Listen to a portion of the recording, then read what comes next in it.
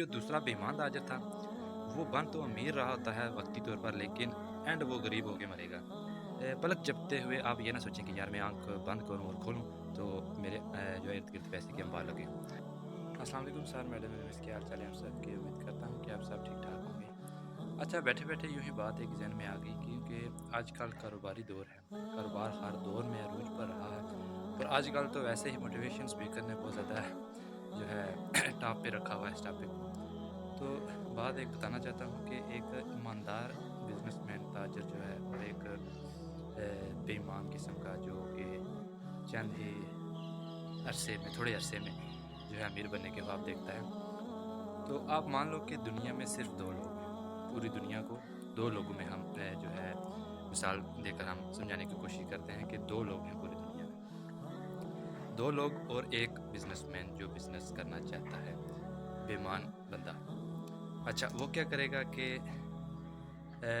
Call करेगा एक बंदे को या ऐड देगा, जैसा कि आजकल के दौर में होता है। तो वो कहेगा कि मेरे पास ये चीज़ है, तो ये 50 रुपए की मैं सेल करता हूँ। बात ये है कि आपको पैसे एडवांस में देने पड़ेंगे।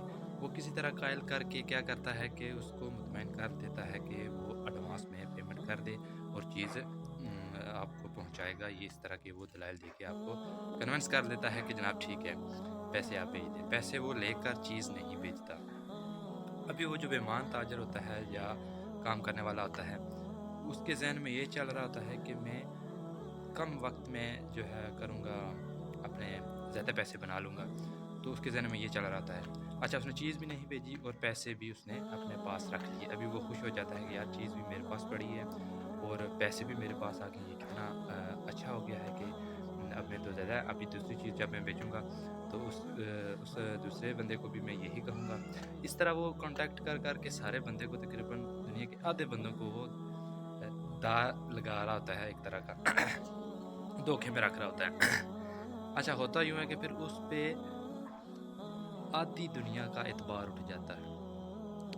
आधी दुनिया फिर उससे गैर मुतमईन तरीके से उसको डील कर रही होती है कि यार ये बंदा ठीक नहीं है। जब भी वो मार्केट में आएगा, उसका खुद जो एटीट्यूड होगा, वो भी मतलब कि गैर मुतमईन तौर पे होगा, उसको भरोसा नहीं होगा, उस पे लोगों का भरोसा उठ जाएगा। अच्छा, दूसरा एक बंदा है ईमानदार। 2 लोगों की बात कर रहा हूँ कि 2 लोग दुनिया में हैं, उसी पे हम इस मिसाल को फेंकते हैं। अच्छा, अभी जो ईमानदार बंदा है वो क्या कहता है कि जनाब मैं आपको होम डिलीवरी दूँगा, 50 रुपए की ये चीज़ है, आप जो है कैश ऑन डिलीवरी पे ये पेमेंट आपने करनी है, यानी कि वहाँ पे जब मैं चीज़ लेके आऊँगा आपने चेक करनी है और वहाँ पे आपने पे करनी है। तो वो क्या करता है कि एक बंदे के यहाँ जाता है, वहाँ चीज़ चेक कराता है और चीज़ वहाँ पे देकर वापस आ जाता है पैसे लेकर।